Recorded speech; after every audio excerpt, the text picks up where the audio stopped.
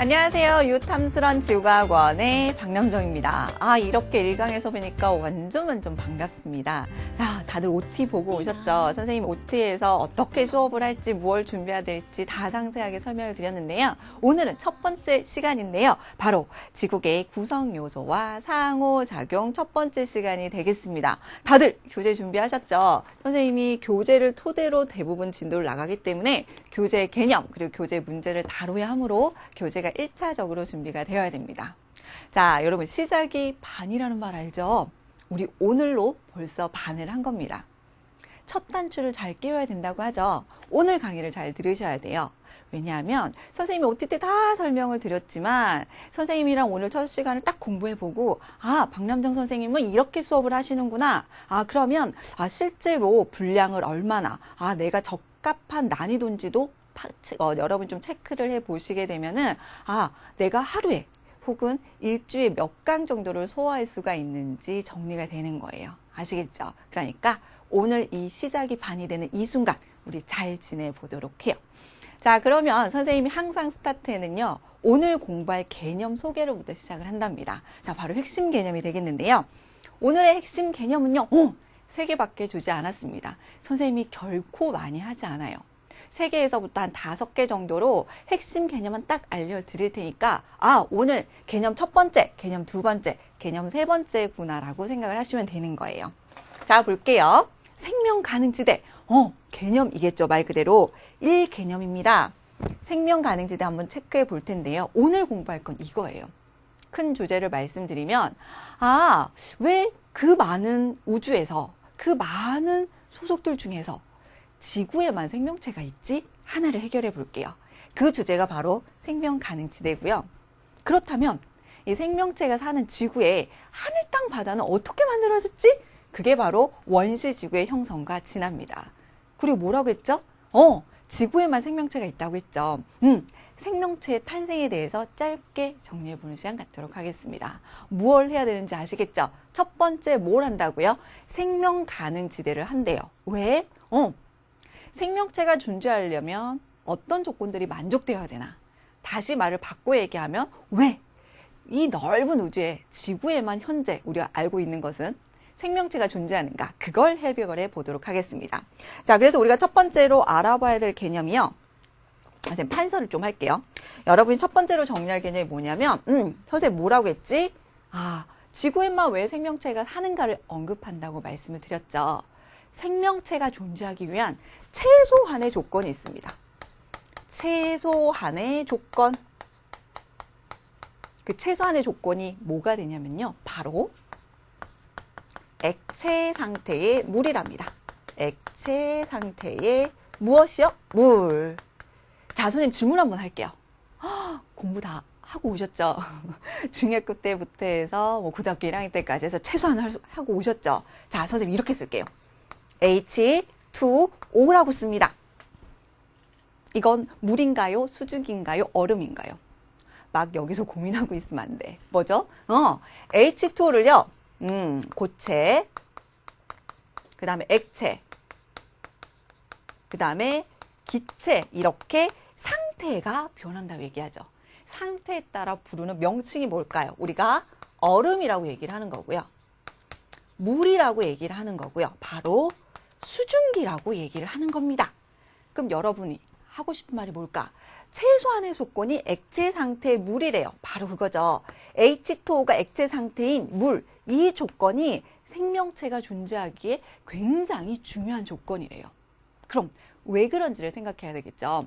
물의 성격은 굉장히 다양해요. 하지만 우리는 생명체가 존재하는 물의 특성만 선생님이 간략하게 3가지 정도 언급해 드리도록 할게요. 자, 첫 번째, 제일 중요하죠. 액체 상태의 물에서 여러분이 꼭 명심해야 될 거, 우리가 조금 어려운 말로 비열이 크다라고 얘기를 합니다. 질문, 비열이 뭔데요? 자, 비열은요, 물체 1g의 온도를 1도씩 높이는 데 필요한 열량을 비열이라고 해요. 선생님 와닿지 않는데요. 자, 보세요. 자, 어떤 똑같은 면적의 땅과 똑같은 면적의 물이 있다고 할게요. 태양이 똑같은 시간 동안 땅과 물에 내리쬐는 거예요. 그럼 어디의 온도가 쭉 올라갈까요? 네, 바로 땅의 온도가 쭉 올라간답니다. 이번엔 태양이 딱 사라져요. 그럼 어디의 온도가 가장 급하게 내려갈까요? 물과 땅을 비교했을 때 땅의 온도가 뚝 떨어져요.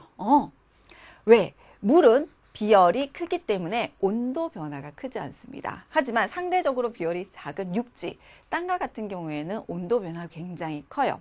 이런 거죠. 우리가 내륙에 사는 것보다는 해안가에 사는 사람들이 우리나라만 생각하셔도 부산 같은 경우에는 계절별, 즉 겨울, 여름의 온도 변화가 급변하지 않기 때문에 어떨까요? 살기 편하겠죠. 네, 그게 바로 물의 첫 번째 특성입니다. 우리가 조금 어려운 말로 물은 비열이 크다. 그래서 생명체의 항상성을 유지하는 데 유리하다고 얘기하는데요. 이 항상성에 대한 설명 선생님 짧게 우리 문제풀이를 할 때 그때 한번 언급해 드리겠습니다. 첫 번째, 액체 상태의 물이 중요한 이유, 무엇이 크다? 비열이 크다. 기억해 두시고요.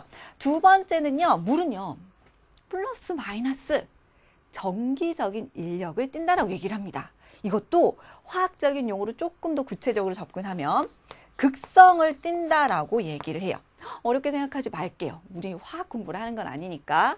플러스 마이너스 정기적인 인력을 극성이라고 합니다. 그럼 이런 특성을 가지게 되면 또 어떤 가장 큰 장점이 있는가? 생명체가 탄생하고 진화할 때는 거기에 필요한 여러 가지 물질들이 필요해요. 물은 극성이 굉장히 크기 때문에 좋은 용매가 됩니다. 좋은 용매가 된다는 말은 거기 생명체가 탄생하고 진화하는 데 필요한 여러 물질들이 잘 녹을 수 있는 거예요. 아주 굿한 거죠. 자, 마지막으로 세 번째인데요. 이제 물을 시원하게 먹고 싶어서 페트병을 냉동실에 넣어요. 그럼 어떻게 돼? 페트병이 빵빵해지죠. 자, 물이 얼게 되면요, 부피가 팽창합니다. 결과적으로 밀도가 작아지게 돼요. 이런 물의 특성은 어떤 장점을 가지게 되냐면, 물이 얼어서 물이 위쪽이 얼더라도 뭐 얼음 같은 경우에는 물보다는 밀도가 작기 때문에 소위 말해서 뜨는 거죠. 즉 아래쪽에는 액체 상태의 물이 존재하는 거예요. 결과적으로 수중 생태가 유지되겠죠. 만약에 반대의 경우라서 아래쪽부터 온다고 생각해봐. 여러분, 산천어 축제 뉴스에서 보셨어요? 뭐 실제로 가보시거나? 거기서 얼음을 낚는 게 아니잖아요. 얼음을 딱 깨도 아래쪽에 물고기들이 살랑살랑살랑 움직일 수 있는 건 밀도가 작은 고체 얼음 상태가 물 위로 떠 있기 때문입니다. 그런 특성들이 어떤 상태다? 액체 상태에 물이 가는 특성이고요. 또 그로 인해서 무엇이다? 이런 조건들이 생명체가 탄생하기에 굉장히 유리한 조건들을 만들어준다는 겁니다. 아시겠죠? 뭐라고요? 최소한의 조건이 무엇이다? 바로 액체 상태의 물이 존재하는가를 확인하는 거예요. 자, 그럼 여기와 관련돼서 아주 중요한 개념을 보도록 할게요. 우리가 메인 개념이라고 했던 첫 번째 개념, 바로 생명 가능지대입니다. 자, 본격적으로 선생님이 진도를 나가보도록 할 텐데요. 여러분 교재, 선생님 몇 페이지부터 몇 페이지 오늘 설명을 하냐면 페이지 8페이지부터 11페이지를 설명을 하는 겁니다. 따라올 수 있겠죠? 우리 선생님이 소개하는 대부분의 그림은 여러분 교재에 있는 그림이랍니다. 아시겠죠? 자, 생명 가능지대. 선생님이 결론부터 말씀을 드릴게요. 생명 가능지대가 뭐냐라고 물어보면요. 별의 둘레에서 행성들, 어찌되었던 물이 액체 상태로 존재할 수 있는 범위를 뭐라고 한다? 생명 가능지대라고 합니다. 그럼 핵심 뭐만 기억하면 될까요? 그렇죠. 바로 액체 상태에 물이 존재하는 범위를 뭐라고 한다? 생명 가능지대라고 한대요. 그때 뭘 봐야 된다?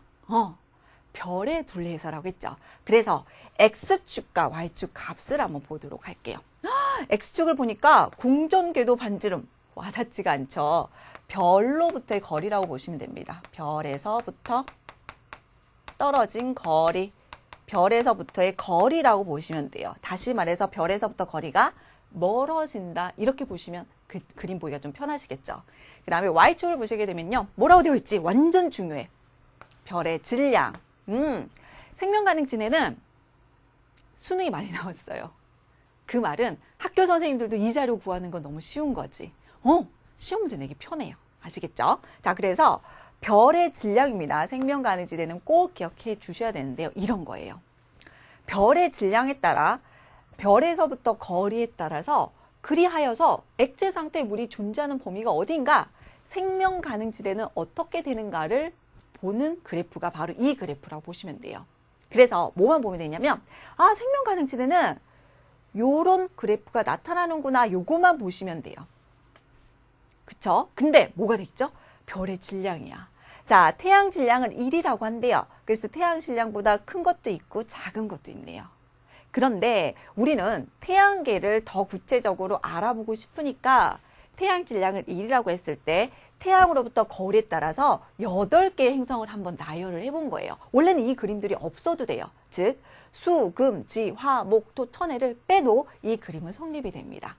자, 그랬을 때 태양계 행성을 쭉 배열을 하는데 태양으로부터 거리에 따라서 그랬을 때 생명 가능 지대, 다시 말해서 액체 상태의 물이 존재하는 범위가 어딘가 보니까 어디와 어디 사이? 네, 바로 금성과 화성 사이네요. 결론. 따라서 어떤 행성이 생명 가능 지대, 즉 액체 상태에 물이 있다는 걸까요? 바로 지구랍니다. 됐죠? 그럼 선생님 좀 더 응용을 해볼게요. 왜 생명 가능 지대는 액체 상태에 존재를 할 수가 있는가? 별에서부터 거리가 적절하기 때문이라고 표현을 할 수가 있는데요. 이런 거죠. 지구가 H2O가 액체 상태라면 태양으로부터 거리가 조금 가까운 금성은 뭘까요? 너무 태양열을 많이 받기 때문에 무슨 상태로? 기체 상태, 다시 말해서 수증기로 존재할 가능성이 더 커요. 조금 더 응용을 해보면요. 화성은요. 태양으로부터 거리가 조금 더 멀겠죠. 별로부터 거리가. 그럼 지구가 액체 상태라면 화성 같은 거 거리가 조금 멀어. 에너지를 조금 덜 받겠구나. 따라서 고체 상태, 즉 얼음 상태로 존재할 가능성이 크겠구나로 짐작해 볼 수가 있습니다. 선생님 뭐라고 했죠? 별에서부터 거리에 따라서 에너지가 달라지므로 이런 특징이 나타나는구나. 그런데 그런 에너지는 별의 질량에 따라 달라져요. 그래서 하나만 기억할게요. 별의 질량이 큰 경우만 기억합시다. 그럼 별의 질량이 작은 경우는 반대로 생각하면 되잖아요. 그쵸? 선생님 뭐라고 했죠? 에너지가 너무 많으면 금성 같은 경우에는 기체 상태로, 너무 적으면 다시 말해서 화성 같은 경우에는 고체, 얼음 상태로 존재할 수가 있다고 했죠.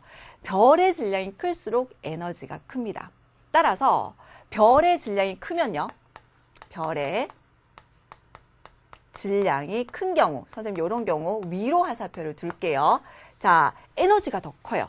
에너지가 더 크기 때문에 생명 가능 지대는 우리가 기준으로 잡은 태양계보다 더 어떤 쪽으로?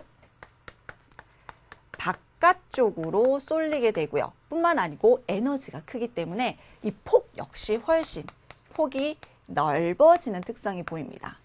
그럼 별의 질량이 작아진다면 태양보다 작다면 어떨까요? 생명 가능 지대는 우리가 잡은 태양계보다 더 안쪽, 별 가까이 위치하게 되고요. 폭도 좁아지는 거예요. 아시겠죠? 그래서 요거 하나를 기억해 두셔야 되는데 선생님 뭐라고 했죠? 에너지에 따라서 생명 가능 지대가 더 멀어지기도 하고 가까워지기도 한다 이렇게 얘기했죠. 그걸 우리가 조금 어려운 말로 뭐라고 표현하냐면 광도라고 표현을 합니다. 별에서부터 단위 시간당 방출하는 에너지를 우리가 광도라고 얘기하는데요. 조금 과장해서 별의 밝기라고 하셔도 크게 틀리진 않습니다. 별의 밝기. 하지만 광도라는 표현이 더 엄밀하게는 옳은 표현. 됐죠? 자, 이게 바로 생명 가능 지대입니다. 생명 가능 지대가 뭐라고요? 별에서부터 액체 상태의 물이 존재하는 거리 범위다. 태양계는요? 네, 지구가 바로 액체 상태의 물이 존재하는 생명 가능 지대라고 정리하시면 되겠죠. 자, 여기서 조금 더 발전을 해볼게요.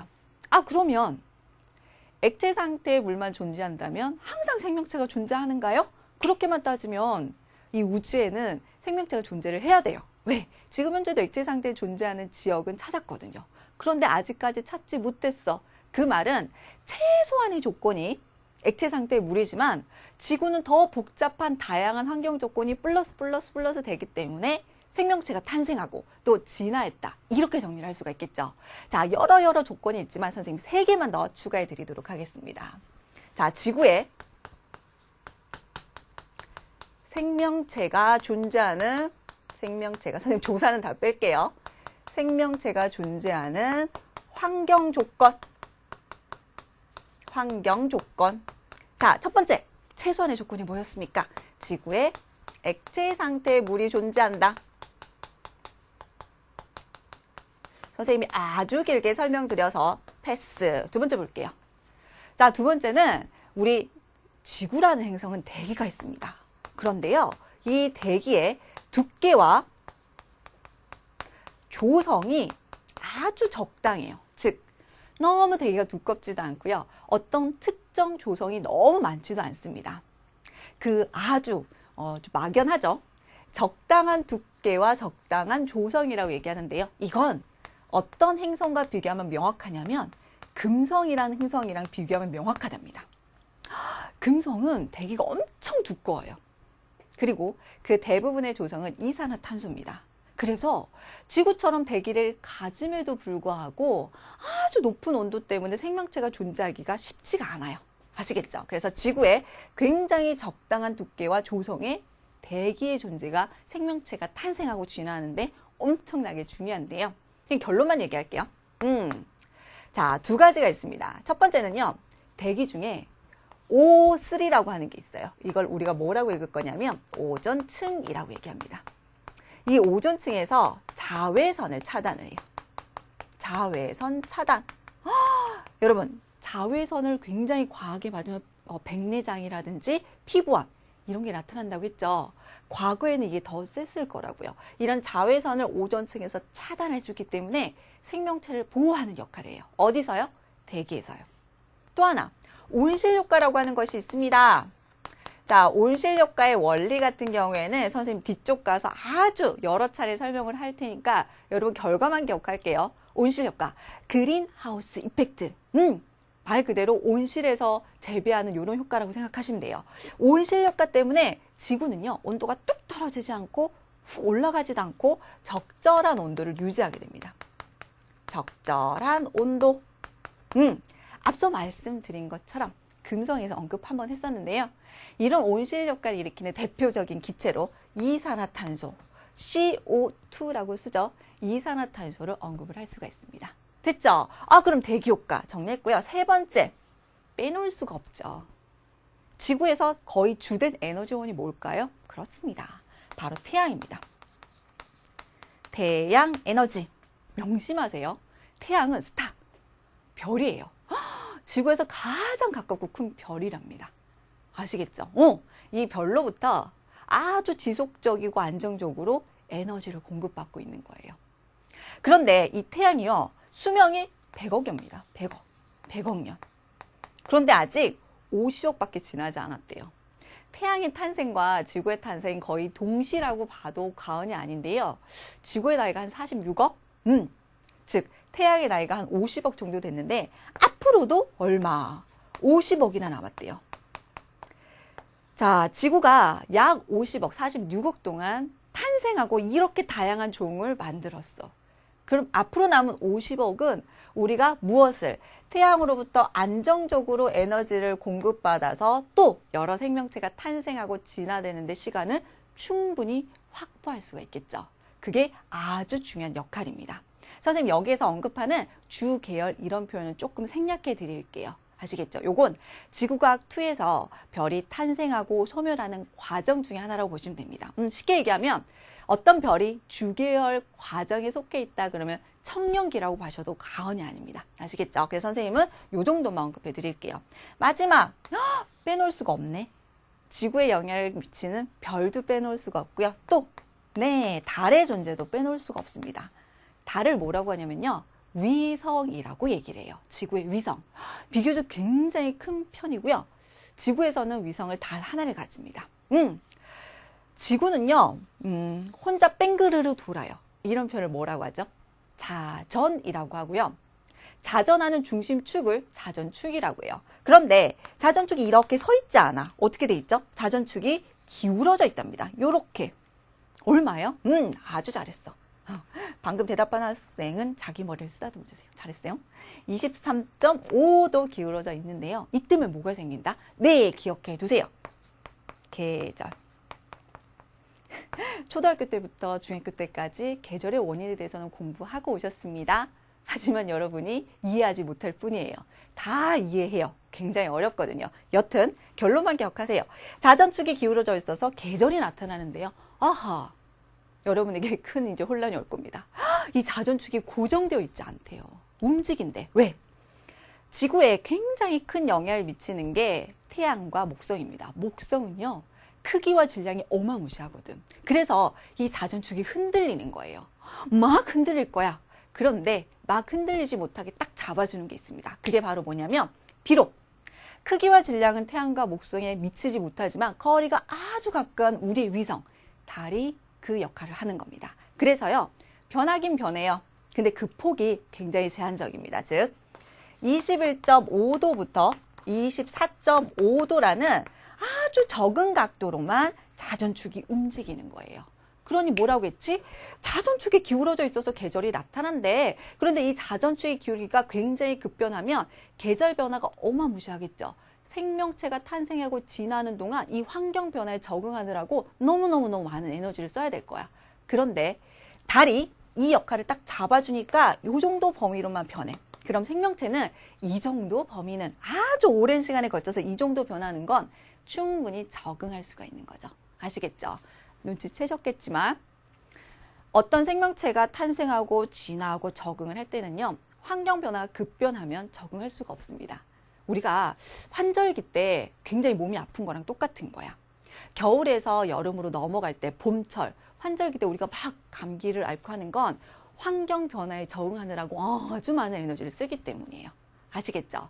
이것 외에도 기타 등등이 굉장히 많아요. 하지만 핵심적으로 지구의 생명체가 존재하는 이유 중에서 아주 중요한 역할을 하는 것들이 이런 것들이 있다는 거 기억해 두시면 돼요. 지구에 사는 걸 행복으로 여기셔야 됩니다. 아시겠죠? 자, 이렇게 해서 생명 가능 지대, 즉 지구에만 생명체가 존재한 이유들을 정리해 봤고요. 두 번째 단어로 넘어가도록 하겠습니다. 자, 두 번째 개념 뭐냐면요. 그래서 이런 지구가 어떻게 생성이 되었는가? 원시 지구의 형성 과정 두 번째 개념으로 정리해 보도록 할게요. 자, 선생님이 이미 앞서 짧게 정리를 했어. 사실은요, 어떤 큰 성운에서 성운, 뭐 수소, 헬륨, 먼지, 가스들이 하나로 요동치는 거대한 가스 덩어리라고 생각하시면 됩니다. 이것들이 한쪽 방향으로 쭉 회전하면서 선생님이 뭐라고 설명하냐면, 여러분 솜사탕 먹어보셨어요? 선생님 학교 앞에도 솜사탕 아저씨가 꼭 옵니다. 그럼 커플들이 2개를 안 사더라고요. 꼭 하나만 사. 그래서 나눠 먹던데 굉장히 부럽더라고요. 이 솜사탕 아저씨가 이렇게 솜사탕 기계를 이렇게 하면 막대기를 중심에 딱 넣으면 하나의 구심점이 있어서 솜사탕이 크게 만들어지죠. 물론 정확하게 이 원리는 아니에요. 그런데 태양이 만들어지고 행성들이 만들어지는 게 크게 다르지 않습니다. 솜사탕이 크게 펼쳐져 있는 성운에서 한쪽 방향의 회전 방향성을 가지면서 중심점, 구심점, 중력 수축의 힘을 가지게 되고요. 중심의 대부분의 질량을 가진 태양이 빵 만들어진 다음에 주변에서 행성이 만들어진 겁니다. 그 행성들 중에 하나가 바로 지구가 되는 거예요. 자, 여기까지 전반적인 내용을 기억하시고요. 그럼 이런 거지. 처음부터 지구가 이만큼 컸나? 그렇지 않다는 거예요. 자, 원시 지구의 형성 과정. 두 번째 개념인데요. 기억해 두세요. 이것만큼 쉬운 게 없어. 지구에는요, 하늘, 땅, 바다, 생물이 있답니다. 기억해 두세요. 선생님이 막 아무렇지도 않게 설명한 것 같지만 만들어진 순서입니다. 하늘, 땅, 바다, 생물 순서로 만들어지게 되었습니다. 아시겠죠? 자, 볼게요. 지구가 이만했대. 현재 지구는 이만한데. 그럼 어떻게 될까요?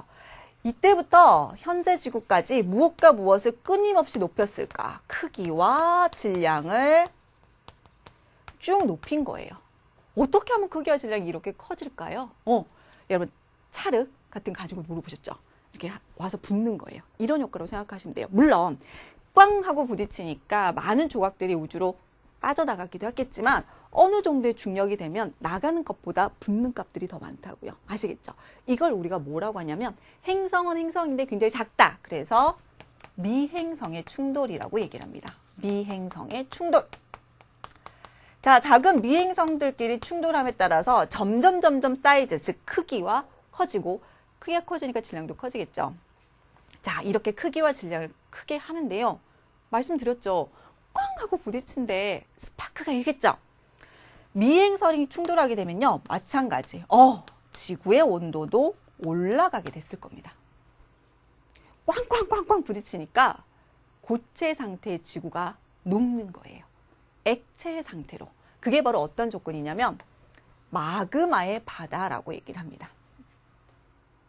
자, 고체가 액체가 되는 상황이고요. 이런 걸 우리가 뭐라고 표현하냐면 용융이라고 표현을 하게 됩니다. 그 앞에 그림도 한번 보게 되죠. 뭐가 만들어졌다? 대기가 제일 먼저 형성되었다. 지구가 어느 정도 사이즈가 커져서 달 정도만 돼도요. 주변에 수소나 헬륨 같은 가벼운 것들부터 일단 쭉 끌어당기게 돼요. 그래서 하늘부터 만들어지는데요. 실제로는 이걸 우리가 원시대기라고 얘기를 하진 않고요. 원시대기의 근원은 화산 활동으로 인해서 분출되는 화산 가스들을 의미를 하게 됩니다. 요건 선생님이 원시지구의 형성이 끝난 다음에 대기의 진화를 설명할 때 다시 한번 언급하겠습니다. 사이즈가 커지면서 어느 정도 사이즈가 되었을 때 주변 기체를 끌어당겨서 대기를 만들고요. 온도가 쭉 증가하니까 고체 상태가 액체 상태, 즉 용융 상태가 돼요. 그럼 어떤 일이 생길까? 중심에는 중력이 있다고요. 그러니까 무거운 건 중심으로 모이게 되고 그렇겠죠. 움직일 수 있잖아요. 액체 상태니까. 가벼운 건 위로 모이게 되는 거예요. 그 무거운 걸 우리가 뭐라고 얘기하냐면 철이라고 얘기하고 상대적으로 가벼워서 위로 몰린 걸 뭐라고 하냐면 규산염 물질이라고 얘기를 하게 됩니다. 규산염 어렵지 않습니다. 규소와 산소가 결합한 물질을 규산염 물질이라고 보시면 돼요. 이 철이 결합해서 만들어진 것, 철이 모여서 만들어진 게 핵이 되고요. 규산염 물질이 모여서 만들어지는 게 멘틀이 되는 거예요. 즉 마그마 바다 상태가 되면서 멘틀과 핵이 분리가 됩니다. 자, 어느 정도 사이즈가 되면요. 미행성 충돌 횟수가 점점 줄어들어요. 거기에 따라서 온도도 마그마 바다를 만들 때만큼 상승을 하진 않겠죠. 즉 계속한 상승이 있겠지만 상승폭은 점점점 줄어들게 될 겁니다. 그러다가 결국 무엇을 지각이라는 것과 해양을 만들 때는요. 이때는 우리가 뭐라고 얘기하냐면 냉각이 일어났다라고 표현할 수 있을 정도로 지구의 온도가 급격히 떨어지게 됩니다. 즉 멘틀이 식어서 지각을 만들게 되고요. 미행성 충돌 과정에서 발생한 많은 수증기, 뭐라고 했죠? H2O가 구름이 되고 이 구름에서 많은 비가 내려서 몇 날 며칠 동안 내린 다음에 낮은 곳으로 쌓이면 뭐가 됐을까? 바로 원시 바다를 형성하는 거죠. 그래서 뭐라고 했죠? 하늘, 땅, 바다, 생물의 순서라고 말씀을 드렸습니다. 자, 그때 어떻게 된다고요? 땅을 의미하는 게 멘틀과 핵의 분리라고 보시면 되고요. 지각까지 연결해 주시는 거예요. 그리고 어떻게 된다? 해양까지 만드는 것으로 정리가 된다. 멘틀, 핵, 지각을 무엇으로 묶어주라고요? 땅의 형성 과정으로 묶어주시면 되는 거예요. 아시겠죠? 자, 그러면 요 그림으로 선생님이 한 번만 더 정리해 보도록 할게요. 자, 하늘의 진화는 요거 다음에 선생님이 설명해 드리도록 하겠고요. 처음에는요. 지구가 동그랬어요. 우리가 이런 걸 뭐라고 했냐면 어딜 봐도 성분이 동일해. 여기를 봐도 저길 봐도 구성 성분이 동일했습니다. 그런 걸 우리가 뭐라고 표현을 하냐면 균질하다 이런 표현을 써요. 자, 균질한 지구에서 무슨 상태가 만들어졌죠? 네, 바로 마그마 바다 상태가 만들어지게 되면은요, 고체에서 액체 상태가 되잖아요. 물질이 움직일 수 있는 거예요. 거기 따라 중력에 따라서 재배열을 해버리는 거죠. 그렇게 해서 어떻게 되었다? 지금 그림에 보시는 것처럼 마그마 바다가 만들어짐에 따라서 무거운 금속 성분, 주로 뭐라고 말씀을 드렸습니까? 철이라고 말씀을 드렸죠. 마그마 바다 아래쪽에 고여서 뚝뚝 떨어져요. 그 다음에 금속 성분 점점 지구 내부로 가라앉는다. 그리고 선생님 뭐라고 말씀을 드렸습니까? 상대적으로 가벼운 건 위로 떠오른다고 말씀을 드렸죠. 그래서 마그마 바다 때문에 무엇과 무엇이 멘틀과 무엇의 핵의 분리가 일어났다 이렇게 표현을 해요. 그래서 금속 성분의 핵이라고 하는 것은 주로 철이 모여서 핵을 형성하게 되고요. 선생님 뭐라고 했죠? 무거운 핵 때문에 상대적으로 가벼운 물질이 위로 모였다고 말씀드렸죠. 그걸 우리가 규산염 물질이라고 얘기를 하게 되고요. 이 규산염 물질이 바로 암석 성분의 멘틀을 형성을 하게 됩니다. 규산염 물질은 뭐라고 얘기했습니까? 규소와 산소로 이루어진 물질이다. 이렇게 이해하시면 어렵지 않다고 했죠. 이렇게 멘틀과 핵이 구별이 됐습니다. 층이 쫙 나눠졌죠. 이런 걸 뭐라고 하냐면 균질한 지구에서 층이 나눠졌다. 계단처럼 층이 나누어졌다. 그래서 층상 구조라고 표현을 하게 됩니다. 처음에 하나의 큰 덩어리가 만들어지는 과정에서 어떻게 되었다? 아, 지구의 내부, 땅이 층을 만들면서 나누어졌구나. 결국에 멘틀 성분 같은 경우에는 어떻게 되죠? 그 제일 바깥쪽이 식으면서 지각을 형성했습니다. 그렇죠. 자, 그렇게 해서 멘틀과 핵의 분리가 일어나기 때문에 마그마 바다라는 조건은 멘틀과 핵, 물질의 분리가 일어나는데 아주 중요한 전제 조건이 되는 겁니다. 됐죠? 자, 그러면 선생님 뭐라고 했죠? 아, 땅이 만들어지고 땅이 이렇게 진화를 했어요. 대기에 대해서는 다시 한번 알아볼게요 라고 얘기했죠? 그거도 한번 선생님 짚어보도록 할게요. 자, 원시 대기의 진화라고 했습니다. 어느 정도 사이즈가 되면은요, 중력 때문에 인력에 의해서 기체들을 끌어당겨요. 그때를 우리가 원시대기라고 구체적으로 표현하지가 않고요. 엄밀히 우리가 원시대기라고 얘기를 하는 것은 화산 활동으로 대기 중에 분출된 H2O라든지 CO2라든지 CH4라든지 NH3 이런 것들이에요. 수증기, 이산화탄소, 메테인, 암모니아 화학식입니다. 이 정도는 좀 기억해 주셔야 돼요. 그런데 자 볼게요, 여러분. 선생님이 현재 대기에서 제일 많은 것들 순서로 써보도록 할게요. 제일 많은 게 질소고요. 두 번째로 많은 게 산소예요. 질소, 산소입니다. 뭐 다음이 아르곤 정도 되고요. 그 다음 이산화탄소 정도가 돼요. 눈여겨볼 것. 선생님, 그렇죠. 현재 대기의 두 번째로 많은 산소가 원시 대기에는 없었습니다. 자, 이렇게 원시 대기에서 현재 대기로 성분이 바뀌는 것을 대기의 진화라고 얘기를 하게 되는 거예요. 자, 우리 교재에 나와 있는 그림이 굉장히 구체적이더라고요. 그래서 현재, 즉 현재로부터 과거로 돌아간다고 생각하시면 됩니다. 그래서 지구의 탄생, 지각의 형성, 그리고 바다의 형성. 원시 지각과 바다가 형성될 때는요, 지구가 본격적으로 냉각기에 들어선 겁니다. 자, 그리고 대기의 조성 퍼센테이지로 나타냈는데요. 여기서 눈여겨볼 시점은 이때부터 보시면 돼요. 자, 한 3개의 성분이 나와 있습니다. 이산화탄소라고 말씀드렸고요. 산소고요, 질소입니다. 자, 이 중에서 여러분이 눈여겨볼 성분은 이산화탄소와 산소가 되겠습니다. 시점은 사실상 이산화탄소가 감소하는 이 시점부터 보시면 돼요. 아시겠죠? 자, 이산화탄소가 화산활동으로 쭉 대기 중에 많이 증가를 했을 거예요. 무려 대부분을 차지한 요거. 또 다른 그래프를 보시게 되면 이산화탄소가 당시 무려 10기압 정도에 해당된다. 이런 그래프도 볼 수가 있습니다. 지금 현재 지구 전체가 1기압이거든요. 그런데 이산화탄소만 10기압이라 그러면 이산화탄소 양이 엄청난 거죠. 이런 이산화탄소가 여기를 보세요. 바다가 형성됨에 따라 쭉 어떻게 되고 있고 감소하고 있습니다. 그리고 산소라고 하는 것은 이 시점부터 어떻게 되고 있죠? 점점 증가하고 있는 것을 확인을 할 수가 있어요. 자, 두 가지만 정리해 보도록 할게요. 자, 여러분이 눈여겨볼 성분은 이산화탄소와 산소가 되겠습니다. 자, 큰 경향성을 보셔야 되는데요. 선생님이 언급한 시점부터 보는 겁니다. 처음에 모든 경향을 다 보는 게 아니고요. 자, 원시 바다가 형성된 그 시점부터 보도록 할게요. 이산화탄소는요, 어떻게 되고 있고요? 감소하고 있고요. 산소는 특정 시기부터 증가를 하고 있습니다. 왜 그럴까요? 이산화탄소는요, 원시 바다가 형성되자 원시 바다 속으로 대거 녹아 들어간 거예요. 그래서 감소가 된 거고요. 산소는요, 생명체가 등장을 했습니다. 이 생명체가 광합성을 함에 따라서 증가한 거예요. 여러분, 광합성이 뭔지 아시죠? 광합성은 이산화탄소를 흡수해서 산소를 배출하는 과정 아시죠? 이로 인해서 산소가 증가하게 됩니다. 아시겠죠? 그럼 여러분이 여기서 눈여겨볼 것, 아하! 원시 바다의 형성과 생명체의 등장은 대기 성분의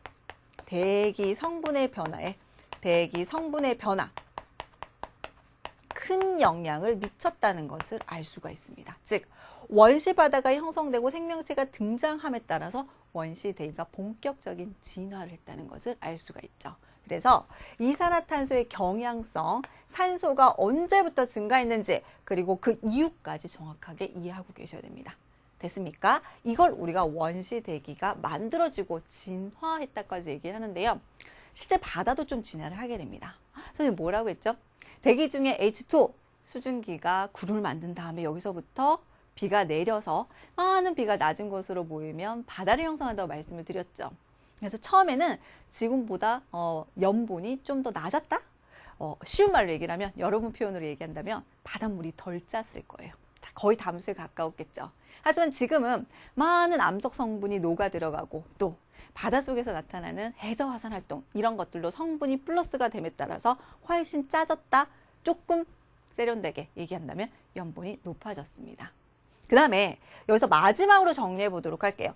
지금 선생님이 땅도 만들고 하늘도 만들어서 진화한 것까지 설명을 하고 바다에도 언급을 했습니다. 하나를 언급하지 않았네. 뭘까? 바로 생명체의 탄생과 진화가 되는 거예요. 탄생과 무엇이요? 진화를 간단하게 살펴보도록 할게요. 처음에 지구가 만들어졌을 때, 하늘, 땅, 바다가 만들어졌을 때 생명체가 육상에서 활동하기 아주 열악한 조건이었어요. 굉장히 고에너지 입자들이 내리쬐고 있었고, 그 고에너지 입자의 하나는 자외선도 예를 들 수가 있었습니다. 그러면 이런 생명체들이 이런 고에너지 입자를 피해서 탄생할 수 있었던 공간은 어딜까요? 그렇죠. 바로 원시 바다예요. 생명체는요, 그 첫 등장이 바로 원시 바다에서 등장을 하게 됩니다. 무엇을 피해서? 고에너지 입자, 자외선과 같은 고에너지 입자를 피해서 원시 바다에 등장을 하게 돼요. 이 원시 바다에서 등장한 생명체가 무엇을 했을까요? 네, 바로 광합성을 하는 거예요. 광합성 결과 뭘 만든다 그랬죠? 산소를 만든다고 했죠. 이 산소가 바다에 가득 차게 됩니다. 바다에 가득 채운 다음에 육지로 이제 나오게 되는 거죠. 그 육지로 나와서 육지에 산소를 공급하고, 이 산소로부터 무엇을? O3, 우리가 아까 뭐라고 얘기했죠? 오존층까지 형성을 하게 돼요. 자, 이 오존층은요, 강력한 자외선을 차단을 하게 됩니다. 그러니까 이제 바다 생물체도 이런 거죠. 고개를 쑥 내밀면서 한번 밖으로 나가볼까? 이렇게 하게 되는 거예요. 그래서 오존층에서 자외선을 차단함에 따라 비로소 육상생물이 등장을 하게 됩니다. 육상생물. 선생님이 얘기를 많이 해주는데요. 우리가 문학 같은 데서 시 같은 거 보시게 되면 바다 이런 걸 얘기를 하면 어머니, 탄생 이런 걸 얘기한 게 과학적인 이런 걸 가지고 있다니까요. 반은 농담이에요. 자, 그 다음에 이 생명체의 진화도 보시게 되면요. 척추동물의 계보를 보시게 되면 어류, 그 다음에 물반, 육지반, 양서류, 그 다음에 파충류, 그 다음에 포유류, 이런 식으로 진화를 하게 되는 것도 이런 환경적인 변화가 있는 거예요. 아시겠죠? 뭘 기억해야 될까요? 생명체는 가장 마지막에 등장을 했습니다. 하늘, 땅, 바다가 다 만들어진 다음에. 왜? 바다에서 등장을 했으니까. 이 바다에서 등장한 생명체를 무엇 했다고요? 광합성을 하고요. 광합성 결과 대기 중에 산소를 공급할 뿐만 아니라 자외선을 차단하는 오존층을 형성하게 되고요. 이런 환경적 변화는 생명체들이 더 이상 바다에 머물지 않고 육지로 빼꼼히 나올 수 있는 육상생물의 등장까지도 유도했다라고 정리하시면 돼요. 오케이? 여기까지 하면 생물체의 등장까지 다 마무리해 드렸습니다. 자, 이렇게 마무리했으면요, 선생님이 핵심 정리 한번 해보도록 할게요. 자, 여러분이 보시는 이 핵심 정리는요, 선생님이 교재 18쪽에 있는 내용을 크게 정리를 해드린 겁니다. 선생님 말씀드렸죠. 과정에서도 반복을 해드리고요. 처음에 핵심 개념을 할 겁니다 라고 했던 게 결국은 핵심 정리로 마무리가 되는 거예요. 최대한 이 시간 안에 정리하시고 익숙해지시고 또 암기해야 될 사항은 암기하고 넘어가세요. 아시겠죠? 자, 그럼 보도록 할게요. 핵심 정리.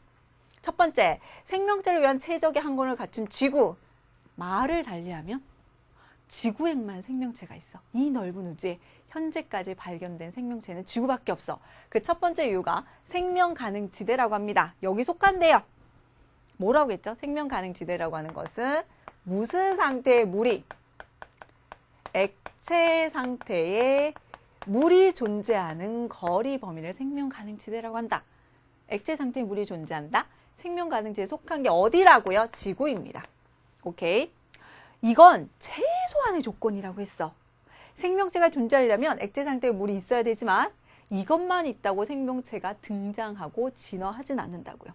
최소한이 이거지만. 이것조차 없으면 아예 그 토대까지 살필 수 없지만 그 외의 특징이 2가지 정도, 선생님 3가지 정도 언급했습니다. 대기에서 온실효과. 자, 선생님이 아주 그 원리까지는 설명하지 않았어요. 온실효과는 지구의 온도를 적절하게 유지하는 것을 온실효과, 그린하우스 이펙트라고 우선 기획을 해두시면 됩니다. 뿐만 아니죠. 하나 더 생각하시면 대기에 있는 오존층이 자외선을 차단해서 생명체를 보호하는 역할을 한다더라. 마지막에 정리했던 내용. 그리고 우리에게 아주 지속적이고 안정적인 에너지를 공급하는 태양의 수명이 아주 넉넉하다는 것. 그리고 태양이나 목성에 비해서 질량이나 크기 정도에서는 밀리지만 지구에 가깝기 때문에 뭐라고 말씀을 드렸나요? 그렇죠. 큰 영향력을 미쳐서 가장 큰 특징. 자전축의 안정성을 유지해준다. 그게 달의 역할이고요. 또 달하면 여러분 생각하셔야 되는 게 조금 어렵게 얘기해서 조석현상이라고 얘기하는데요. 조석 아저씨 말고 이 조석현상 같은 경우에는 밀물과 썰물을 유발하죠. 이런 밀물과 썰물 때문에 해양 생태계를 형성을 하게 됩니다. 그래서 그런 것들을 달의 역할이라고 보시면 됩니다. 자, 이런 것들 때문에 지구에는 생명체가 있을 뿐만 아니고 다양한 생명체가 있다고요. 오케이. 이게 첫 번째 개념이고요. 두 번째, 세 번째 묶어서 얘기를 할 수가 있는데요. 원시지구와 지구계의 형성. 순서 기억하셔야 돼요. 이걸 지금 현재 수능에는 이 출제 빈도가 많이 낮아졌는데요. 학교 선생님들은 굉장히 좋아하는 주제입니다. 시험 문제 만들기가 쉽거든요. 그래서 원시지구의 형성이라고 얘기하면 그 순서 기억해 두셔야 되죠. 순서가 어떻게 된다고요? 마그마 바다. 왜 마그마 바다가 만들어지는데? 미행성 충돌. 미행성 충돌. 그 다음에 마그마 바다. 그 다음 뭐라고요? 그렇죠. 멘틀과 핵의 형성. 마지막으로 지구가 냉각되어 그럼 뭘 만든다? 멘틀이 식어서 제일 바깥쪽 지각을 만들고요. 바다까지 만들게 됩니다. 원시 해양의 형성. 느낌 오시죠? 서술형 평가로 되게 좋아하세요. 원시지구가 만들어진 순서를 핵심 단어들을 포함을 시켜서 그 순서를 잡아보아라. 아시겠죠? 그래서 이 순서는 실질적으로 선생님이 직권이라고 얘기를 하는데 지구의 땅덩어리를 직권이라고 합니다. 즉 마그마 바다부터 이렇게 멘틀과 핵의 형성, 지각까지가 바로 지구가 어떻다고 얘기했죠? 균질해. 어딜 봐도 성분이 동일했는데 마그마 바다 이후부터는 어떻게 됐다고요? 네, 조금 어려운 말로 층상 구조가 만들어졌다고 얘기하죠. 층이 나눠져 있어. 그 층이 바로 지각, 멘틀, 핵. 이 순서라는 거 기억해 두시면 되겠습니다. 자, 그 다음 원시지구의 진화도 선생님이 대략적으로 언급했는데요. 이것도 균질한 지구에서 층상 구조로 나눠지는 것도 진화라고 볼 수가 있고요. 핵심은 어디? 기권, 즉 원시 대기 선생님이 언급했습니다. 어떤 것만 기억하면 된다 그랬지? 그렇죠. 이산화탄소 기억하셔야 되고요. 산소 기억하셔야 됩니다. 감소 증가했고요. 원시 바다에 녹아 들어갔어요. 생명체의 광합성 때문에 증가했어요. 오케이? 자, 그러면 그런 생명체는 어디서 탄생했다고요? 바로 여기죠. 등장하게 됩니다. 광합성 하고요. 대기 중에 산소 오존층 만들고요. 그로 인해서 어떻게 됐다고요? 생명체가 바다에서 육지까지 진출하게 되었다. 그게 바로 생명체의 탄생과 진화로 설명을 할 수가 있습니다. 됐죠? 생명체의 탄생과 진화는 다음 시간에 또 언급이 될 거기 때문에 잘 정리해 두시면 돼요. 이게 오늘 한 내용 끝. 한바닥으로 끝납니다. 됐나요? 자, 그럼 오늘 내신 기초 문제로 오늘 한 것들 문제 한번 적용시켜 보도록 할게요. 자, 교재 19페이지인데요. 금방 할 수가 있습니다. 자, 교재 19페이지 한번 보도록 할게요. 자, 교재 19페이지 보시게 되면은 첫 번째 1번 페이지 19페이지입니다. 자, 1번 보시게 되면요. 현재 과학자들이 행성이 존재하기 위해서 가장 중요한 조건으로 생각하고 있는 것은 우리 1번 개념이었는데 뭐였죠? 그렇죠. 액체 상태의 물만 찾아주시면 됩니다. 다른 표현으로 얘기하면 그렇죠. 바로 생명 가능지대. 아주 잘하셨어요. 그럼 질문 보세요. 답 필요 없고 정답 몇 번? 2번. 표면에 액체 상태의 물이 존재해야 된다. 바로 정답 찾을 수 있습니다. 됐죠? 2번 보도록 할게요. 지구에 생명체가 존속할 수 있는 이유에 대해서 옳지 않은 것은, 그럼 나머지는 다 맞고 하나만 틀렸다는 거야. 몇 번이 틀렸습니까? 2번입니다. 자, 나머지 1번, 3번, 4번, 5번 선생님 다시 설명할 필요가 없어. 이미 개념 핵심 정리할 때 다 언급해 드린 내용이고요. 2번 볼게요. 태양이 다른 별에 비해서 온도가 굉장히 높은 별이다. 그렇지는 않습니다. 태양이 온도가 낮지 않아요, 결코. 하지만 다른 별에 비해서 일반적인 별들, 아주 많은 별들에 비해서 특별히 더 온도가 높다라고는 할 수는 없습니다. 아시겠죠? 질량이 아주 큰 편은 아니거든요. 따라서 2번이 틀린 설명이고요. 3번 보도록 할게요. 액체 상태의 물이 생명체에게 중요한 이유에 대해서 설명한 것으로 옳은 것을 보기 모두 골라보래요. 다 해준 거예요. 문제가 얼마나 잘 풀리는지 한번 보도록 할까요? 기억 볼게요. 비열이 매우 크기 때문에 생물의 항상성 유지에 중요한 역할을 한다. 선생님 뒤에서 설명한다고 얘기했죠? 항상성입니다. 항상성 유지. 어렵게 생각하지 말고요. 이렇게 생각하면 돼. 항상 유지되는 것. 즉 외부 접근이나 내부의 변화에도 불구하고 항상 유지되는 것. 이게 물이 비열이 크기 때문입니다. 대표적인 게 뭐가 있을까? 우리 체온. 그래서 몸에 이상이 있을 때 체온을 재는 이유가 체온의 변화가 큰 폭으로 변하게 되면 이상 증세로 볼 수가 있기 때문이다. 체온이 대표적인 항상성인 것을 기억해 두시면 돼요. 됐죠? 따라서 기억 옳은 설명인데요. 니은 보도록 할게요. 고체가 될 때 밀도가 증가해서 선생님 뭐라 그랬어? 고체가 되게 되면요. 부피가 팽창하게 됩니다. 따라서 밀도는 어떻게 되죠? 밀도가 작아져요. 무엇보다? 물보다. 그래서 얼음은 표면에 얼게 되고 수중 아래쪽에는 액체 상태로 존재한다고 했죠. 따라서 겨울철 수중 생태계의 존속을 가능하게 하는 것은 밀도가 작기 때문이라고 수정돼야 되기 때문에 니은 해당 사항 없습니다. 디귿 볼게요. 물 분자 사이에 작용하는 전기적 인력. 조금 어려운 말로 뭐라고 했죠? 그렇죠. 극성이라고 말씀을 드렸습니다. 그리하여 다양한 물질을 잘 녹일 수 있다. 오케이? 그럼 기억 디귿만 정답이니까 몇 번? 4번이 되겠네요. 됐죠? 자, 마지막 4번 한번 보도록 할게요. 자, 4번. 이것 역시 선생님이 이미 말씀드렸는데 원시지구의 성장 단계를 순서 없이 나열한 것이다. 오래된 것부터 시간 순으로 바르게 나열하시오. 단답형입니다. 서술형에서도 이런 내용을 포함해서 그 순서라든지 내용을 세부적으로 서술하시오. 이런 바로 서술형 평가가 되는 거죠. 자, 맨 처음에 뭐가 돼야 될까? 기억. 마그마 바다 형성되었다고 하고요. 니은. 원시 바다 형성이고요. 디귿. 원시 지각의 형성입니다. 리을. 멘틀과 핵이 분리가 돼요. 기억해 두세요. 지구가 온도가 높았을 때 무엇을 만든다? 마그마 바다를 만듭니다. 기억. 마그마 바다는 무슨 상태에 고체가 액체가 돼야 돼요. 다시 말해서 용융이라고 표현을 합니다. 이런 상태가 돼야지 뭐가 될까요? 리을.